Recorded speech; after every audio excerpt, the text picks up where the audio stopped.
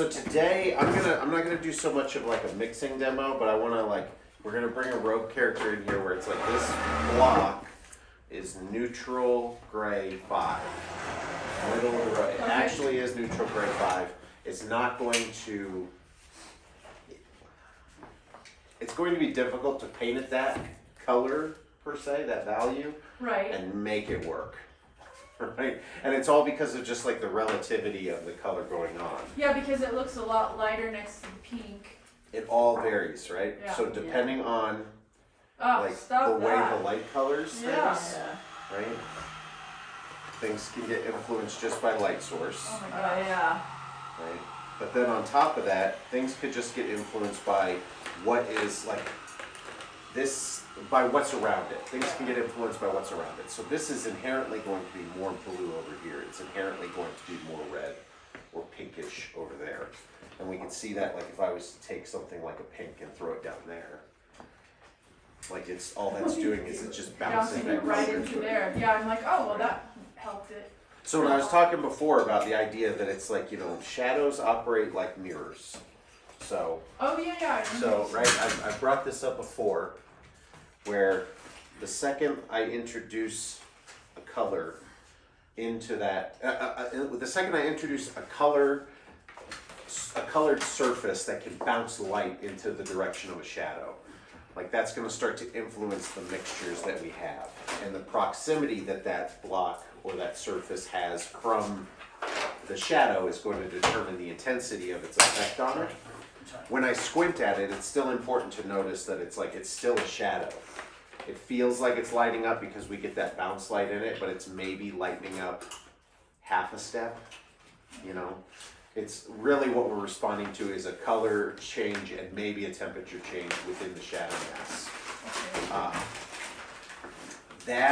I bring that up because that explains how things can become influenced, right? The second that I put a block here and start influencing that blue with green, oh yeah, it's just going to start responding more greenish, right? And more greenish would probably be the way to think about it from a mixing standpoint, as opposed to saying it is a blue-green, right? It's a blue-green that has more green in it relative to the things around it. More that idea of bending it or leaning it. Yeah, and that the, without the caveat of having, say, a 50-color palette, it's going to be within the range of what your palette can produce. Right? This color is not on a lot of palettes until I introduce actual green pigments that bring it that way. So I can make this a yellow-green and make it as yellowish as I can, given what the palette can do. I need to adjust everything around it to make that work. Just in the same way that it's paint in the key of that green. Paint in the key of that green, just in the same way this gray is going to get influenced by the things around it. Right? That's great. That's great. That would be great. And we can see a difference too, where there's a difference between, just when I start putting these things down, just looking at these surfaces here, there's a difference here between bouncing color into a surface, right? I kind of like that. I might leave that. And changing the temperature of the light. Can you do that again just for me? Right, so that we can look at a spot in isolation and say, how does that get changed? Oh, that's so crazy. And we can just look at just the general sense of what's going on with the color key of things versus once I start manipulating the actual lens of it. Right. So this is kind of things to think about when you're outdoors, because the lighting can change depending on Totally. atmosphere and And the best, I think the best way to kind of see what's going on in that light, probably from a plein air standpoint, sky effect is probably going to give you a pretty good influence on what's going on with the actual nature of the color of the light. And then clear deep shadow pools, because they're all gonna tinge a certain direction. They're gonna either tinge cool or they're gonna tinge blue or whatever it might be, and that kind of helps establish your own key, right? And this is as we get into this too, like I'm kind of advocating for a slight language change in our head when we're mixing things, where it's like I have a blue that is more violet than it is green, and I might need to lean that blue greenish if I put a green block in front of it, right? So that's all kind of like relative speak, as opposed to trying to name yellow block, blue block, pink block, right? Because given certain, like this feels like this one, or maybe this combination. Nocturne painting, like painting under streetlights and stuff like that. Yeah. That's what happens, right? Right? That's kind of what happens. There is no such thing as a yellow block anymore. Yeah. Right? There's no such thing as Oh, that is so wild. there's no such thing as a red block anymore. And no There's pink. no such thing as a blue block anymore. There is a purple block. There's two of them, right? Yeah, and it's funny because the blue block is a deeper purple, or like They more have saturated. a relative difference, right? Yeah. So once we can see that kind of relative difference, like this is actually, I have a painting that a friend of mine owns. We would go plein air painting in Philly at night every now and then. And in this particular instance, I had like a 5-color palette. I knew that there was some copper sculptures in a fountain that I wanted to paint. So I kind of brought out a bunch of I brought out like some surfaces that I was different sizes I was kind of considering, and then I had this palette that I basically knew how all the colors mixed, right? So I'm looking at this, blue green. I'm looking at things that look kind of like this, maybe even a little bit more of the teal kind of side of blue, right? And it's under this lighting, but I see the color a little bit more clearly at distance than from near up, that kind of thing. And so I know that I have that color on my palette, but I can't see it. I literally can't see it unless I got a headlamp out or something like that. So what I'm doing is I know that these two colors mix the right hue for what I'm looking for, and I'm purely like finding the right value. So I know that color A and color C, if I just mix them to the right value, it'll make the right color. Because the one's darker, the one's lighter. I just need to average them out wherever it needs to sit. And I did that for 5 or 6 different things in this painting. And then when you bring it back to the studio, it was like, oh, that turned out okay. Yeah, I'd love to see a picture of that. Just I've got it somewhere. Okay. I'll have to dig it up. How do But- you light your easel when you do nocturnes? I don't.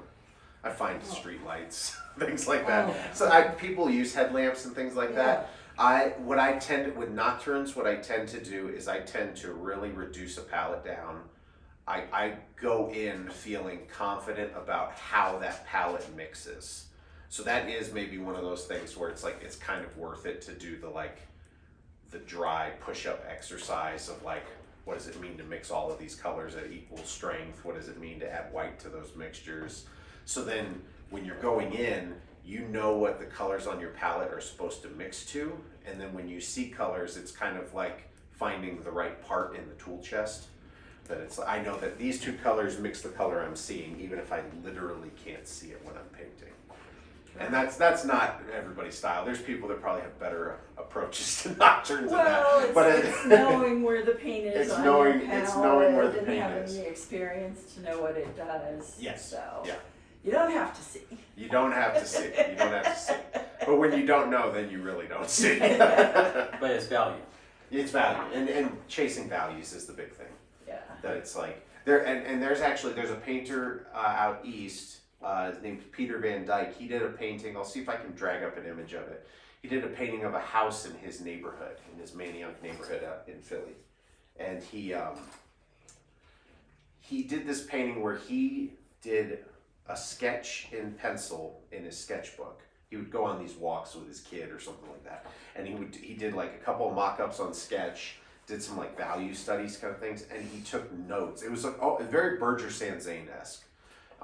They have some of his work at the Fine Arts Center that he took a lot of like annotations verbally about what he was seeing, and then he would go and work on the painting at home. Oh, And he did this over the course of like a month or two. So it's like every time he'd go there, like he'd have the painting kind of fresh in his mind as he's going there, and he'd see something where it's like, I know that I'm not, like the way these two things are relating, I'm not doing that right. This doesn't feel, I know that this doesn't feel light enough, and he would like take those notes down and then he'd bring them back and work on the painting some more. And it's like, it's a way of just kind of, there's no like right or wrong way or good way to do it per se, but there is like the right way that makes it so that you are fluently communicating through your paint. That's, I think, the biggest struggle that everybody has, is that it's like, as opposed to like trying to find the perfect system or like this setup versus that setup, this tool versus that tool. I think the big thing is that it's, what do I need to very clearly communicate through paint, through drawing, through photography, through whatever the lens is, quite literally. Vocabulary. Yeah, it's your vocabulary. And there's certain people like, I might have mentioned this before, like Andrew Wyeth has had interviews where it was either, I don't remember if this particular story had to do with his dad NC telling him things or his son Jamie telling him things, but it was basically like, Andrew, like you should expand your palette some more, like get some more color in there so that you could be more chromatic. And he just very clearly said, like, I'm very disinterested in that conversation. It was like, I don't want, I know that I could do things with color that would be different than what I'm doing. That's not what my focus is. That's not the way I'm trying to speak. And so it was like, when you're clear about that with yourself, then it makes sense in the way that the way you talk comes out more clearly. I noticed that with some of my students at CC with the figure drawing class, where I'll show them something and I'll either draw on their drawing or next to their drawing, and every now and then they'll say, like, it's like, how do you like know that? And it was like, eventually you just developed enough fluency in that it's like, I know what I'm looking for when I'm doing this, so I'm making like life drawing, life painting in any regard is like such a great litmus test, because it's purely decision-making skills. Like, all right, I've got all these things I can say, I'm gonna pare it down to this quick conversation because of these reasons. And I'll get at that, and then if I add some stuff on later, it's only because it helps with the conversation. You know? Cool? Warm. Warm. Yeah. Warm. Warm. But, oh wow. yeah. That's a more compassionate orange for this palette. So, Yeah. so we'll leave that. We'll leave that. Passionate orange. And then, yeah, I figure with this one, it's like, we'll just get into things, and I would say,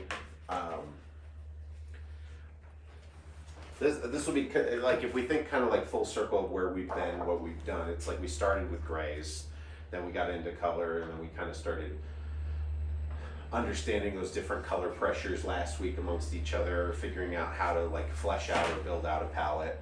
And now I'm kind of throwing things in where it's like, okay, let's bring a gray back into it, and like, you clearly know how to make a chromatic gray now. There's a number of different ways we can do it. And then from there, you can now kind of like build a painting around this gray that you can manipulate in different directions. Cool? Yeah.